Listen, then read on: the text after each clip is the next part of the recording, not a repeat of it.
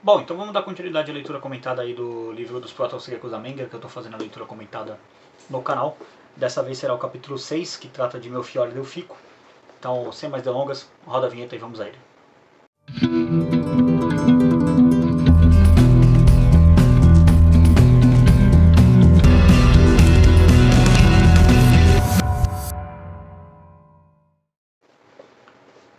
E aí pessoal, beleza? Bem-vindos ao canal Libertário 013, o meu nome é Caio, para quem não viu aí na intro. Este é um canal de viés auto-libertário, eu falo sobre economia, filosofia, política e ética por essa perspectiva. Bom, conforme adiantei aí na introdução, essa é a leitura comentada do capítulo 6 do Proto-Austríacos da Menger. O capítulo será sobre Melchior Delfico, que viveu entre 1744 e 1835, um economista italiano e várias outras coisas, né? Na verdade também não sou economista. Lembrando, isso aqui é uma leitura comentada. Se esse é seu primeiro vídeo no canal, primeiro, seja bem-vindo ao canal. Peço para que você se inscreva, isso é muito importante. Ajuda a engajar o canal, aumentar o número de inscritos. É bastante importante. Mas eu não recomendo que você acompanhe este vídeo presente. Na descrição eu vou deixar uma playlist com todos os vídeos da série atual, que é a leitura comentada dos Proto-Austríacos da Menger, para que você possa acompanhar desde o primeiro capítulo e venha até chegar ao vídeo atual, que é o vídeo do 6º capítulo. Porque senão vai ter algumas coisas que você vai perder ao longo do vídeo, então faz mais sentido, vai lá. Se você quiser comprar o livro também, tem um link para compra na Amazon aqui na descrição, e tem também o link para download gratuito no site do Instituto Rothbard Brasil. Aí fica a seu critério, se você quiser baixar ou comprar, você decide. É bastante importante também seguir o canal nas redes sociais, além de estar inscrito aqui, porque às vezes mesmo você inscrito com o sininho ativado e tudo mais, deixando comentário, interagindo, curtindo com o vídeo, o YouTube não costuma entregar o conteúdo, é muito ruim, né, infelizmente. Então fica aí a dica para você, segue nas redes sociais que é bastante importante. Tá tudo aqui na descrição, Twitter, Instagram, grupo do WhatsApp também, que eu vou postar o link dos vídeos quando for saindo. Aí você fica sabendo quando vai sair, enfim, essas coisas. Mas, sem mais delongas, vamos entrar aí na leitura comentada. Tópico 1, a introdução. Este capítulo busca retratar, embora sucintamente, o perfil de Melchior Delfico, filósofo, economista, numismático e político italiano. Nascido em Montorio Alvomano, ou Mondurgi, no dialeto montoriense, Montoriese, acho que é assim que se fala, uma comuna italiana situada na região de Abruzzo, na província de Teramo, em 1º de agosto de 1744. Abruzzo costumava ser chamado centro do mundo por estar localizado exatamente na metade da Península Itálica, a meia hora de carro de Roma e muito perto de Assis. O reino de Nápoles foi um estado que existiu, com diversos intervalos de continuidade, do século XVIII ao século XIX, e que abrangia território das atuais regiões italianas da Campânia, Calábria, Puglia, Abruzzo, Molise, Basilicata, bem como algumas do atual Lácio, Gaeta, Cassino e áreas na província do Rieti, como Città-Ducale, Amatrice, Cicolano, etc. Em 1816, as coroas do Reino da Sicília e do Reino de Nápoles foram unificadas. Era o Reino de Nápoles e das duas Sicílias.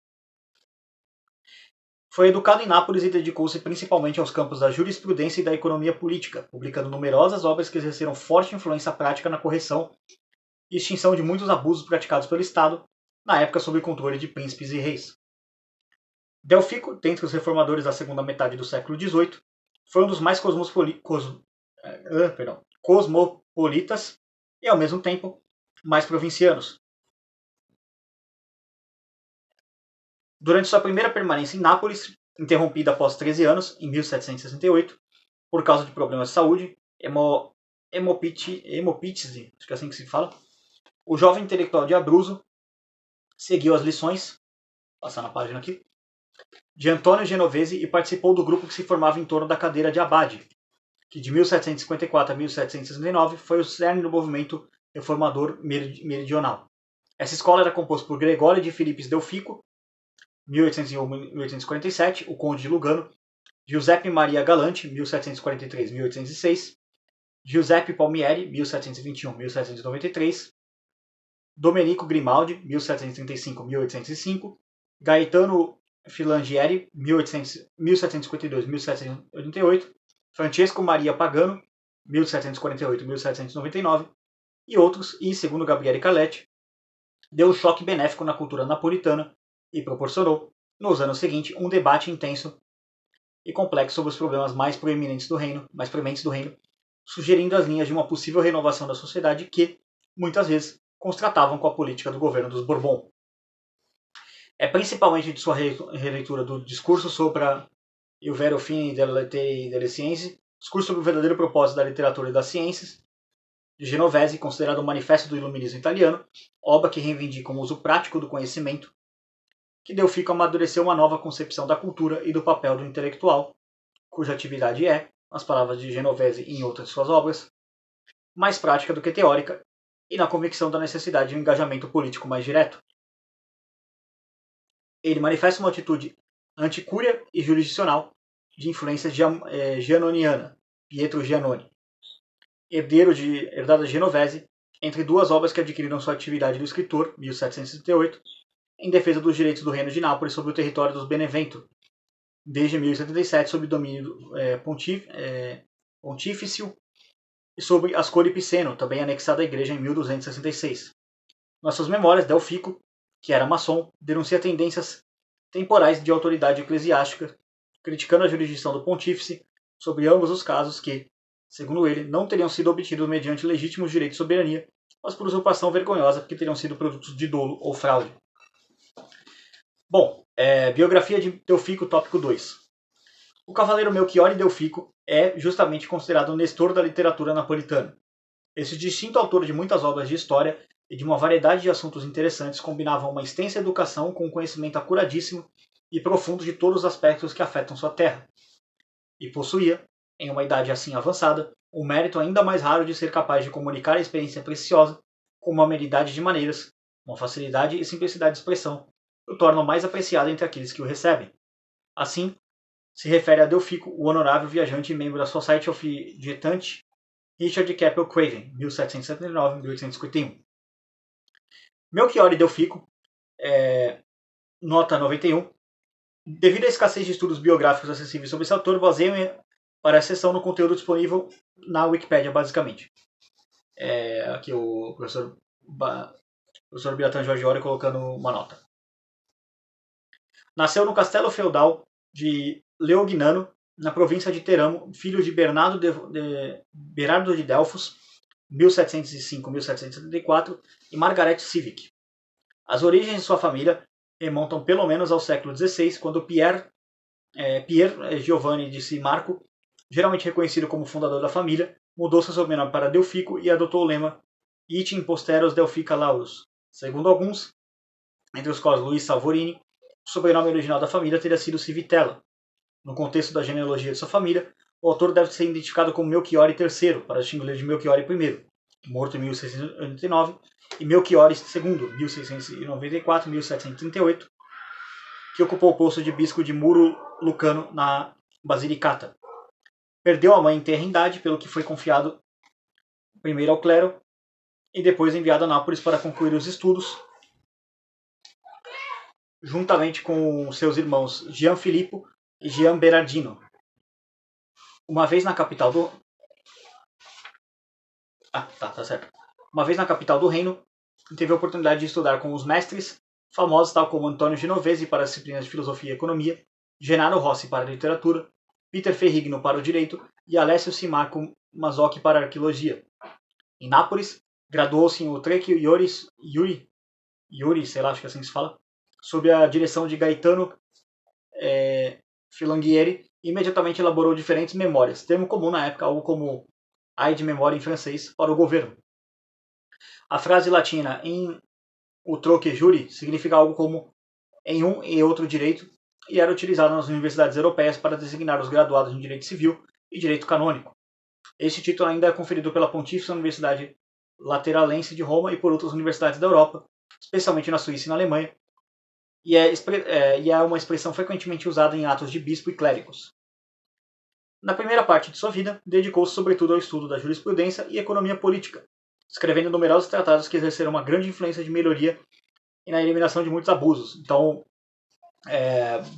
ele basicamente assim modificou profundamente a sociedade que ele vivia através da inteligência, das habilidades dele como escritor e da influência que ele acabou exercendo. Então, é bastante interessante notar que todo pensador que você vai vendo assim nessa época, e que estão aqui no livro, eles têm esse viés reformador. Então, essa parte da escola austríaca de economia, de reformar as coisas, de mudar conceitos e como funcionam as coisas, está presente aqui em todo mundo, né? Isso é bem bacana de ser visto. Mas vamos seguir aqui.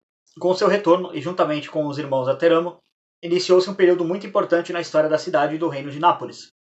De fato, em torno deles reuniu-se um importante grupo de intelectuais que iriam preparar o caminho para uma profunda renovação do desenvolvimento social, político e econômico.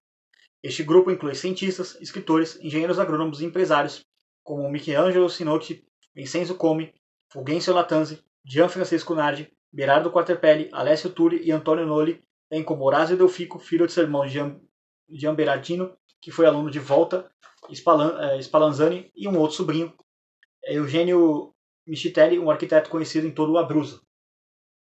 Em 1799, foi nomeado presidente do Conselho Supremo de Pescara e mais tarde membro do governo provisório da República Napolitana de 1799, a República Partenopea, proclamada em Nápoles em 1799 e que durou alguns meses no bojo da primeira campanha italiana, 1796 a 97, e das tropas da Primeira República Francesa após a Revolução de 1789.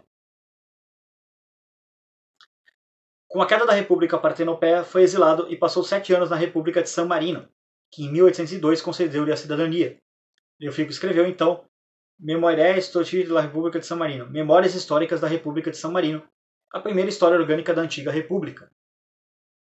Em 2006, a República do Títano cunhou uma moeda de prata comemorativa com um valor nominal equivalente a 5 euros para homenagear o filósofo de Abruzzo e lembrar sua permanência em seu território. Quando na instituição da Ordem das Duas Cecílias, 1808, Delfico foi nomeado comendatore por Giuseppe Bonaparte e Gioacchino Muratti, cunhado de Napoleão e mais tarde rei de Nápoles e das Duas Cecílias, 1808-1815. Conferiu-lhe o título de barão por decreto assinado em Ancona em 23 de março de 1814. Então ele acabou, de certa forma, pela contribuição dele com a parte política, acabou virando um nobre, né? Foi concedido o título de barão a ele. Ainda sob Giuseppe Bonaparte, nomeado rei de Nápoles, Delfico tornou-se membro do Conselho de Estado em 1806 e veio a ocupar vários cargos ministeriais. Em setembro de 1813, um acidente na saída do Palácio Real causou-lhe uma fratura no fêmur direito, que, mal curada, terminou lesionando-lhe perfeitamente, que o obrigou a passar longos períodos de cura em Ischia e Torre del Greco. Restaurado o governo dos Bourbon, em 1815, Delfico foi nomeado presidente da Comissão dos Arquivos e, posteriormente, presidente da Academia Real de Ciências. Em 1820, foi eleito membro do Parlamento Napolitano e foi chamado para a presidência da Junta Provisória do Governo. Sua tarefa naquela época era traduzir o texto da Constituição Espanhola, de 1812. Em 1823, estabeleceu-se definitivamente em Teramo, onde morreu em 1835. A família de Melchior e Delfico extinguiu-se com Marinha, sua bisneta casada com o já mencionado Gregório de Felipe Delfico, conde de Longaro, napolitano parente com os Filangeres de Cândida, dando origem à atual família dos condes de Philips, Marquês Delfico. O Convito Nazionale, o Liceu Clássico e a Biblioteca Provincial de Teramo têm o nome de Melchiori, sendo que desde 3 de abril de 2004 tem sua sede no Palácio de Delfos, do século XVIII. Muitos municípios têm ruas nomeadas em homenagem ao iluminista de Abruzzo, além de Teramo, sua terra natal, e do povoado de São Nicolau, no mesmo município de Teramo, há logradouros públicos com o nome de Santi Egidio alla Vibrata, Pena Sant'Andrea e Roseto de Glabruzzi, em Montesilvano, Pescara e Milão. Então, nota como ele foi influente, né? Várias ruas são nomeadas, ruas, avenidas, logradouros, tipo Praça Melchior Delfico, Rua Melchior Delfico, Avenida Melchior Delfico, Largo Melchior Delfico. Então ele foi alguém bastante importante e vamos entender aqui o que ele pensava para estar nesse livro, né? Como um proto-austríaco, que é o assunto do tópico terceiro aqui. O pensamento de Delfico. Então vamos lá. O pensamento do estudioso de Teramo desenvolveu-se na efervescência cultural do século do Iluminismo e do direito natural, cujas ideias justnaturalistas foram expostas tanto na obra de John Locke quanto nos livros de Jean-Jacques Rousseau, que vai ser assunto desse livro quando o Bastiat bater nele, basicamente, em que os princípios do direito natural são representados pelas ideias de liberdade e igualdade de todos os indivíduos perante a lei. E o tal do liberté, igualité e fraternité, spoiler, o Bastiat disse que se você quiser ter os dois últimos, você não consegue ter o primeiro. Então, Bastiat batendo no Rousseau, mas isso vai ser assunto pro capítulo do Rousseau. Do Bastiat, aliás, que vai estar nesse livro. Vai ser divertido. Mas vamos lá. Seguindo aqui com o Delfico. A forma Mentis do período terminou assumindo um valor revolucionário e contribuiu para a decadência e derrocada de uma estrutura social desgastada e envelhecida que mantinha ainda traços dos caprichos bizantinos de autoridade intrusiva na vida dos indivíduos. As teses do direito natural foram os instrumentos que se valeu Delfico em seus trabalhos, permeados pelo anticlericalismo, pela compreensão do feudalismo, pelo antifiscalismo e, especialmente, pela extinção do monopólio dos advogados, tidos por ele como principal sustentáculo e baluarte do regime feudal. A visão política de Delfico caracterizava-se por uma nova concepção do Estado, não mais inspirado e justificado pelo domínio político e totalmente desvinculado das regras morais correntes. Nos Pensieri, Delfico abordou o problema do conhecimento histórico em sua totalidade e extensão, para determinar se a ciência de que se tratava deveria ser preferida da existência. Este importante trabalho expressou a necessidade, já manifestada em elogio a Grimaldi, de uma história útil que investigasse e interrogasse o passado à luz do presente. Mas, para que isso acontecesse, era necessário elaborar uma nova maneira de fazer história. Ele criticou o uso de sistemas metodológicos parciais e inadequados pela tradição historiográfica, que seriam a causa da falta de conhecimento do passado, como Fontenelle, Voltaire, D'Alembert, Rousseau, Condorcet, Volney, dos quais Leçons d'Histoire ganharam a colaboração dos Pensieri, negou que a reconstrução dos fatos até então realizados fosse capaz de reproduzir com fidelidade a verdade histórica. E, se não houvesse certeza, a história não teria utilidade para a humanidade. Ele enfatizou principalmente o problema da manière d'écrire, acho que é assim que se fala, histoire, característica da historiografia do iluminismo. Seguindo aqui. Para este fim, alegou deficiências e lacunas que ainda permaneciam nos estudos históricos e lamentou que a proliferação descontrolada desses defeitos desse origem à sua estagnação, em vez de repensar criticamente os princípios e critérios da prática historiográfica. Como político e como jurista, Delfico foi sempre fundamentalmente um homem prático, a ponto de poder ser lembrado como um dos reformadores mais esclarecidos do seu tempo. Comentemos agora uma controvérsia em torno de sua vida que pode ser resumida na pergunta: há lojas maçônicas registradas com seu nome? Mas ele era um maçom? Essa pergunta é feita por muitos historiadores, mas não existe qualquer comprovação documental. No entanto, há uma série de evidências circunstanciais relativas à sua condição de membro da maçonaria. Nota 92. Franco e Eugene Ruskil, Eduardo. É uma citação aqui desse livro de 2004, páginas 1766 a 1845. Que tem aqui. Então, vamos lá. Então, é um livro bem grande. Os principais indícios são os seguintes. Os mestres e amigos napolitanos de Delfico, como Antônio Genovese, Mário Pagano e Gaetano Filangieri, eram todos notórios maçons. Em um diário do sacerdote Crossetti de Muciano, há anotações da existência de uma loja maçônica em Teramo desde 1775. Delfico, em conjunto com o abade Berardo Quartepere, sofre, no final do século XVIII, 2 processos por miscredenza, refutação à fé. Delfico promoveu um movimento cultural chamado a Renascença, claramente influenciado pelo Iluminismo. No Renascimento militam todos os cérebros iluministas da época, os Tulli, os Quartapelli, Vincenzo Come, Francesco Pradowski e outros. A poesia de Pradowski parece com a descrição de uma loja maçônica. Delfico envia seu sobrinho Horácio Delfico, futuro grão-mestre da carbonaria de Teramo, para estudar em Pávia com Spallanzani, Volta e Mascheroni, 3 maçons conhecidos da época. As obras principais de Delfico são Sagio Filosófico sul Matrimônio, Materano, Consórcio e Fiocini, Memoria su Tribuna della Grazia e su Legge Economiche nelle Province Confiscate del Reino. Vamos lá. Reflexões a Vendita de Feld, deve ser reflexões sobre alguma coisa, enfim, não sou bom no italiano. Opere Completi, Ricerche sul vero carattere della giurisprudenza, isso aqui deve ser jurisprudência. Romana, tá, beleza. E também Pensieri sulla história e sulla incerteza non della medesima. Enfim, tá tudo em italiano aqui, vou pular essa parte aqui. Aí aqui tem toda a lista de principais obras dele, mas enfim, tá basicamente nessa parte toda do livro aqui. Deixa eu mostrar aqui, acho que não vai dar pra ver por causa da claridade, mas enfim, deixa eu ajustar aqui. Acho que agora sim. É basicamente todo esse trecho do livro aqui, então se vocês quiserem dar uma lida, deixa eu focar ele melhor aqui na câmera, peraí. Mais um pouquinho. É isso aqui. Aí se vocês quiserem ler aí, traduzir as obras, enfim, tá aqui. Deixa eu voltar à iluminação padrão. Pronto, senão vocês não iam conseguir ver nada. Mas enfim, vamos lá. Seguindo aqui. As cartas do filósofo que resta do arquivo da família estão divididas em inúmeras coleções públicas e privadas. As coleções mais notáveis estão em Teramo, no arquivo de Estado e na biblioteca providencial Melchior Delfico. Muitas cartas também estão guardadas na biblioteca e nos arquivos do governo da República de San Marino. Então, basicamente, os escritos dele, as obras dele ficaram espalhadas por aí. Mas vamos lá, por que esse cara é um proto-austríaco? Por que ele está nesse livro? Tópico 4, Delfico como proto-austríaco. Flávio Felice, professor de doutrinas econômicas e políticas da Pontífice Universidade Lateranense de Roma, adjunct fellow do American Enterprise Institute, presidente da Tocqueville Acton Center Studies, Milão, Roma, e membro do conselho editorial de Mises, revista interdisciplinar de Direito, Filosofia e Economia. No artigo The Institutional Patch as the Patch of Development, nota 93. Tem um link aqui para esse artigo, eu vou deixar ele na descrição também, tá? Traça um perfil bastante interessante de Melchior Delfico. Apresentaremos um resumo do instigante artigo de Felice, recorrendo às suas próprias e bem colocadas palavras e acrescentando algumas observações.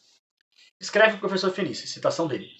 Em relação a instituições inclusivas e instituições extrativas, para citar a distinção feliz feita pelos cientistas sociais Darren Acemoglu e James A. Robson em seu livro de sucesso Por que as Nações Falham, 2012, eu gostaria de oferecer algumas reflexões à margem do trabalho de um autor econômico quase desconhecido. Refiro-me ao filósofo, reformador econômico, político e historiador Melchior Delfico. E prossegue, palavras novamente do professor Felice.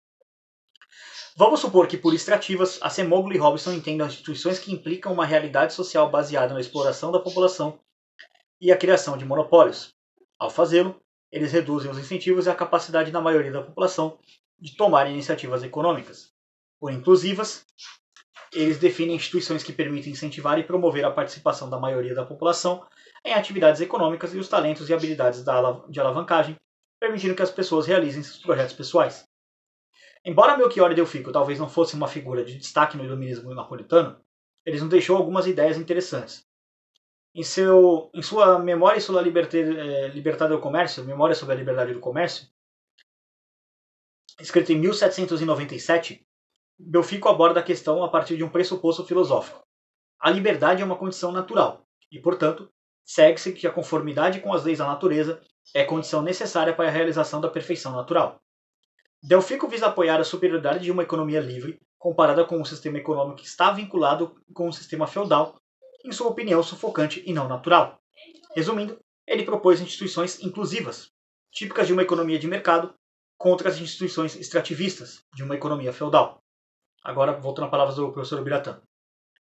O ponto discutido por Felice é que Delfico, como o estadista que era, acreditava que o aparelho do Estado é uma realidade indispensável para a vida civil e que sem ele nem mesmo o mercado poderia surgir. Parece um antecessor do liberalismo de regras, ordoliberalismo, e da economia social de mercado, segundo a qual o Estado teria um papel decisivo na vida econômica, já que teria a tarefa de elaborar, embora de maneira poliárquica e subsidiária, garantindo assim as regras do jogo. Só um Estado forte nesse papel, segundo ele, seria capaz de evitar o surgimento de situações de monopólio público ou privado e evitar as instituições extrativas. Spoiler pro Delfico, tá? Deixando avisado para ele. A interferência do Estado é o que cria monopólios, não o contrário. Então, não é o que impede monopólios, é o que cria monopólios. Então, ele errou crasso aqui. E aí, vamos lá. A essa altura, o leitor, principalmente se for de chip mais libertária, poderá ter pensado em questionar se Delfico era propriamente um proto-austríaco, preferindo qualificá-lo como um minarquista. Mais uma vez, peço a atenção desse leitor para o importante argumento de Skinner já mencionado em outros capítulos, que podemos chamar de argumento contextual. Com efeito, Delfico viveu e escreveu em uma época em que ainda era comum defender o absolutismo e o feudalismo, e isso não se pode deixar de ser levado em conta antes de o acusarmos de social-democrata do século XVIII. Mas vamos lá. Felice frisa ainda que outro aspecto digno de atenção por parte dos austríacos modernos em Delfico pode ser encontrado em outra de suas obras, intitulada Ragionamento sulla carestia, Reflexões sobre as características, sobre as carestias. De 1818, ensaio inspirado pela fome que assolou a Europa entre 1815 e 1817. É uma reflexão muito interessante, pois nos ajuda a compreender o seu argumento sobre a superioridade de uma economia livre em comparação a uma economia feudal. Em seu racionamento, que é Reflexões, o autor examina os limites a serem aplicados à liberdade absoluta, mas sem para que essa possa proporcionar todas as suas qualidades positivas e efeitos benéficos. Uma vez que esses limites são estabelecidos pelo Estado, podemos dizer que o tema deste ensaio de Delfico é, em última análise, a relação entre o mercado e o Estado. Ainda assim, um ANCAP, ó nós aí, um anarcocapitalista de nossos dias poderia se horrorizar e formular a seguinte pergunta: como você pode incluir em um livro sobre a história dos proto-austríacos um autor que defendia limites a serem impostos à liberdade absoluta? E mais uma vez remeto o leitor ao artigo de Skinner. E, de certa forma, aqui, aqui vale uma crítica, talvez até o próprio professor Bertrand Georgiori. Ele está fazendo uma falácia aqui, tá? Nenhum libertário defende liberdade absoluta, tá? Porque se você for defender liberdade absoluta, por exemplo, você vai ter que defender a liberdade de alguém poder matar outra pessoa. E não, você não pode. Esbarra na questão da propriedade privada. Então a propriedade privada é o princípio, não a liberdade absoluta. Então é meio que um espantalhozinho aqui que o professor faz, cabe essa pequena crítica, tá? Mas vamos lá. Entretanto, como o professor Felice faz questão de enfatizar, o racionamento começa com a declaração de princípios. A verdadeira liberdade deve ser distinguida da licenciosidade e de qualquer excesso semelhante e, portanto, deve estar sujeita a essas emendas e moderações, que resultem em bem maior para a sociedade. Na identificação de instrumentos para fazer a regulação da liberdade efetiva, Delfico afirma: eu vou responder com uma única palavra: as leis. Para o filósofo, existiam essencialmente duas causas básicas da fome: mudança no clima e corrupção. De acordo com Delfico, o mercado deve ser protegido contra as forças corruptas, e essa seria a principal tarefa do Estado. Assim, para prevenir o quanto possível ações ilícitas para punir a irresponsabilidade, só uma legislação que poderia evitar a fraude e o abuso de poder de qualquer tipo, e evitar monopólios e simulações fraudulentas, colocando o mercado em condições de funcionar corretamente e de implantar seus efeitos benéficos para a sociedade. Qual a faceta austríaca dessas afirmativas? Bom, para liberais austríacos tem muita, mas para libertários como a gente, não.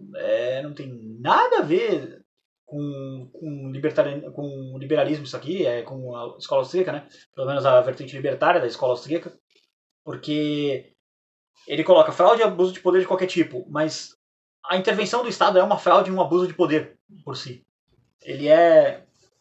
O Estado coloca regras que não são aceitas pelas pessoas, e quem não concorda, bom, se você continuar não concordando com o Estado, eventualmente o Estado mata você. Então, é um abuso isso.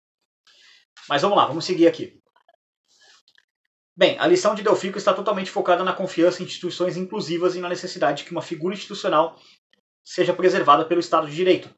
Ele crê que sua posição permite a confiança de que sua tese não venha a se tornar uma fuga da realidade utópica e nem o medo que possa resultar em um cinismo autoritário e totalitário.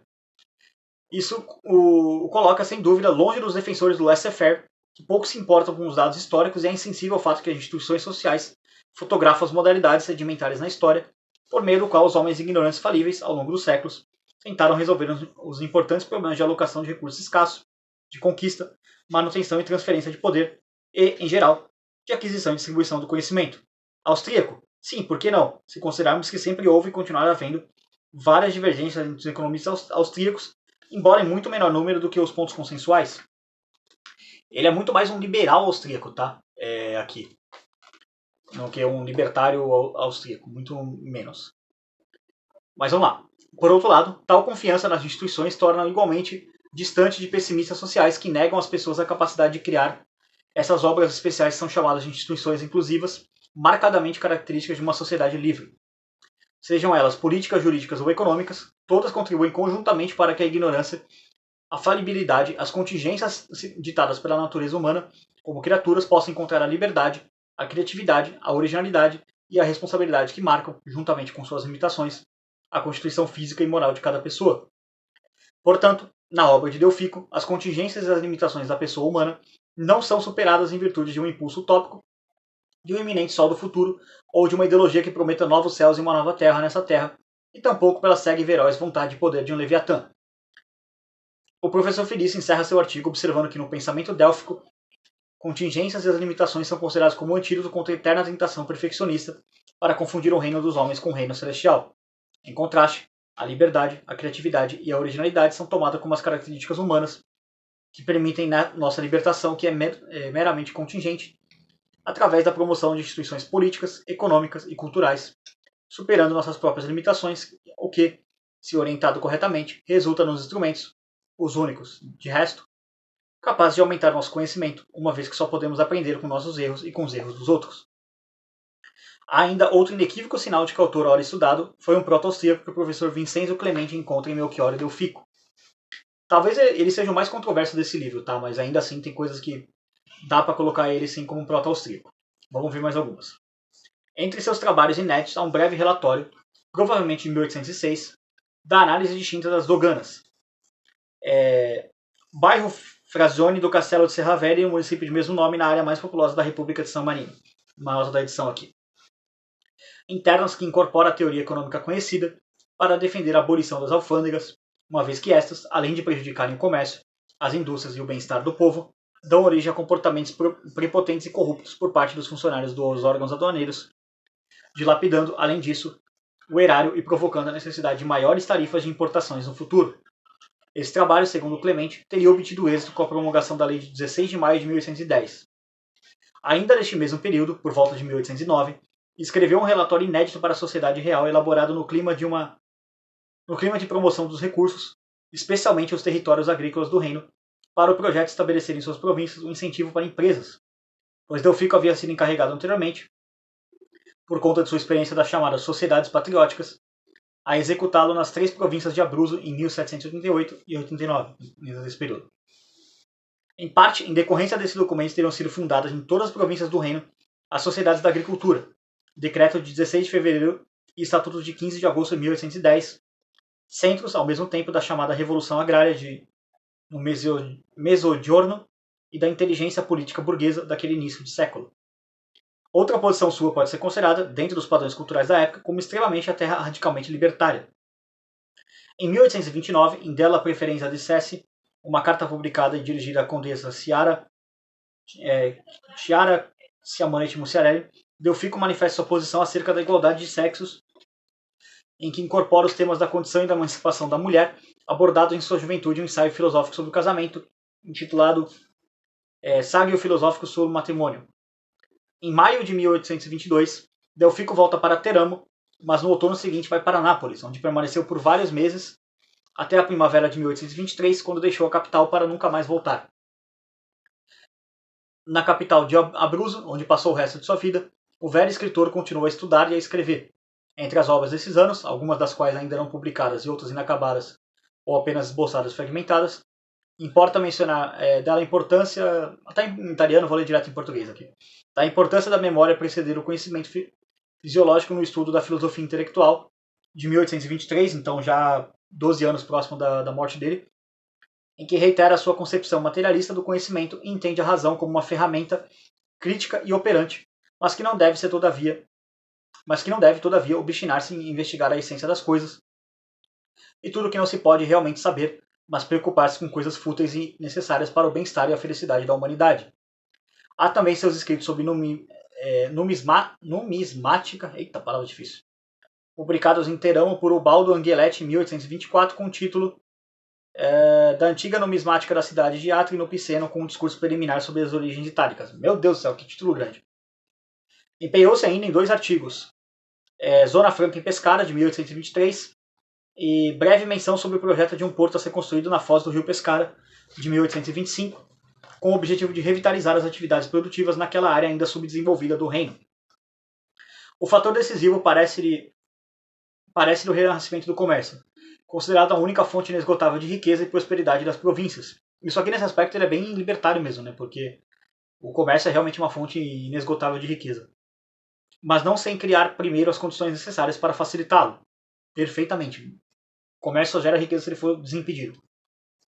Uma delas seria a criação de um grande empório ou feira franca, que não só reduziria significativamente a fraude e o contrabando, contrabando é bela e moral, fraude não, como asseguraria um afluxo significativo de bens, inclusive de origem estrangeira, sem a imposição de quaisquer limites de importação, o que evitaria que os lojistas, os comerciantes e muitos empreendedores de Abruzzo incorressem sérios danos em seus negócios com os mercados de Ferno, Ascoli ou a Senigalia, o maior e mais distante.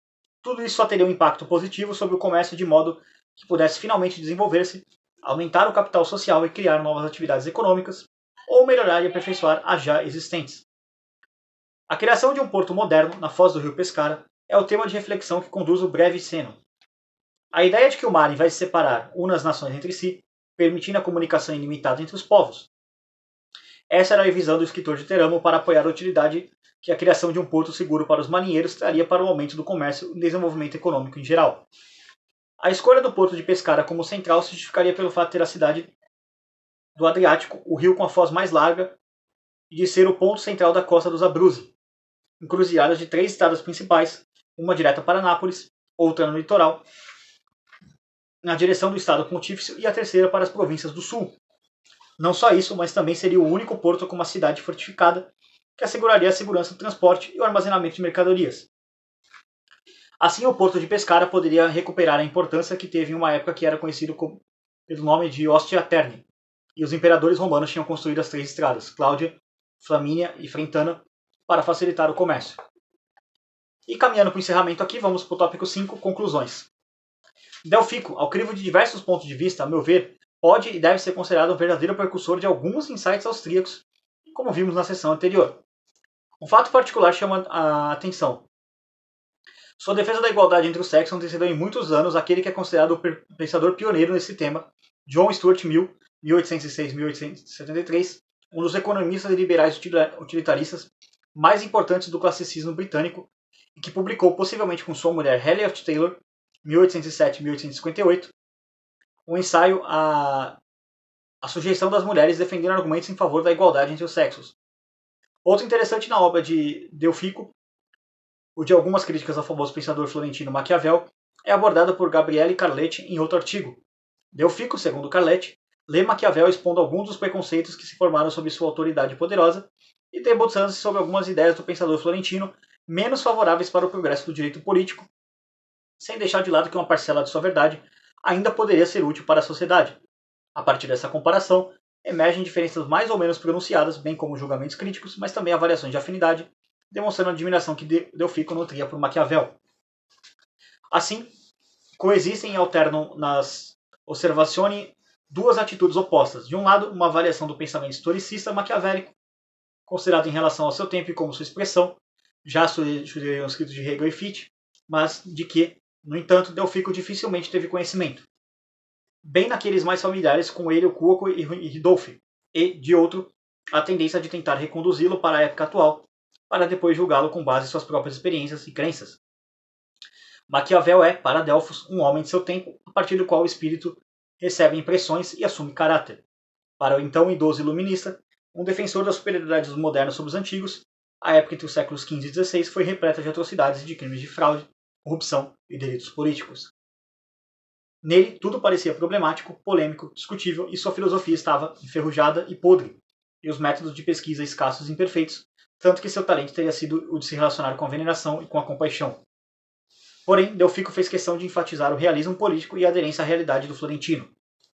Nascido em uma república e republicano ansioso para saber a origem e a conservação dos Estados Livres, Maquiavel teria inicialmente dirigido seus esforços para o estudo das repúblicas, para o qual ele também escreveu um tratado desventuradamente perdido.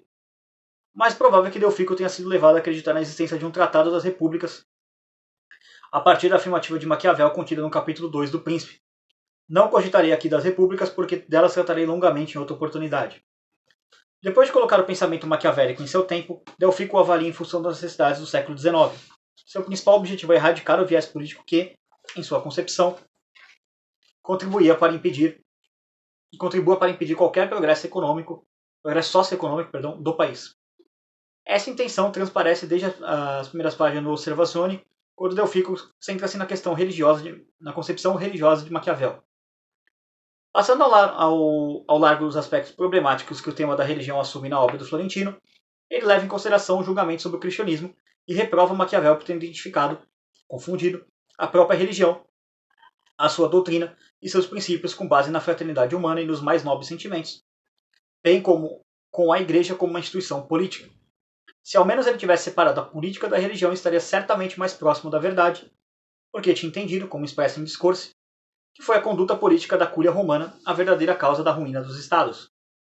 Como podemos constatar mais uma vez, Delfico foi anticlerical por excelência. Depois da fama que ele conseguira em vida, depois de sua morte, Delfico caiu em um longo e injustificado esquecimento. Foi redescoberto graças a John Gentili, que, a partir da área geográfica limitada em que atuou, mostrou a grande justiça feita às suas contribuições, que o mantiveram no ostracismo durante todo o decorrer todo o transcorrer do século XIX. Projetado em um âmbito mais amplo, Delfico passou a ser tema em uma consideração diferente a partir do final da Segunda Guerra Mundial. A revalorização de Delfico é determinada em conjunto com o renomado interesse historiográfico na história e cultural do século XVIII, em particular com algumas experiências políticas e intelectuais significativas do iluminismo italiano. O grande mérito dessa historiografia é que ela trouxe de volta o legado da experiência reformista de Delfico e o ambiente fervor cultural do movimento de reforma napolitana da segunda metade do século XVIII. Recentemente, novas linhas de interpretação estão investigando outras fases da biografia intelectual fundamental de Melchiorre Delfico, como a relativa à década revolucionária 1789-1799, ou as que marcam sua evolução no início do século XIX, durante os anos da Restaurazione, um filósofo reformador nutrido pelo iluminismo italiano, da história e da política.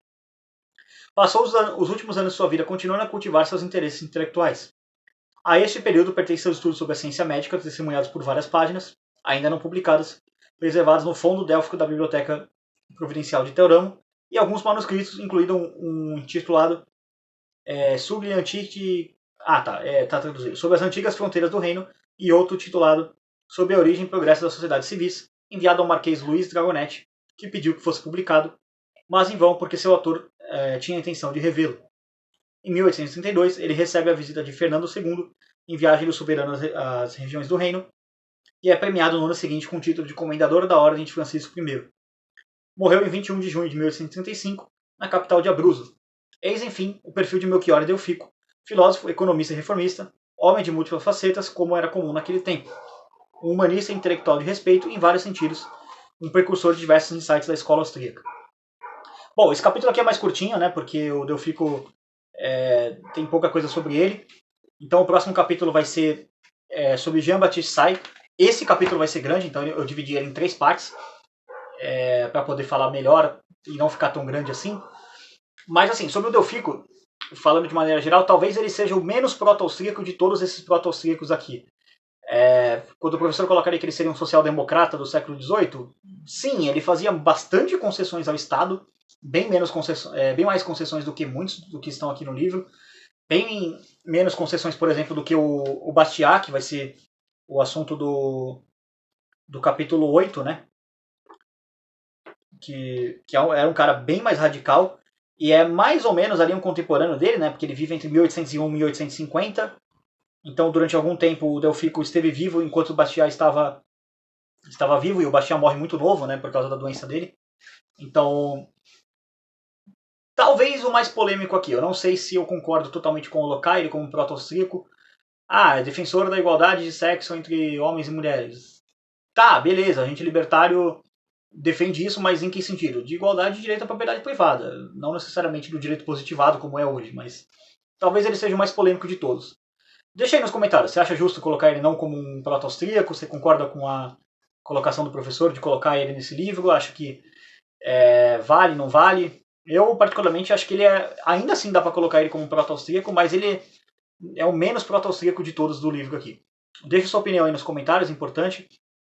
Dá uma olhada aqui na descrição também, para ver os parceiros aqui do canal. Tem a Loja da Liberdade, para você comprar artigos libertários lá com 5% de desconto.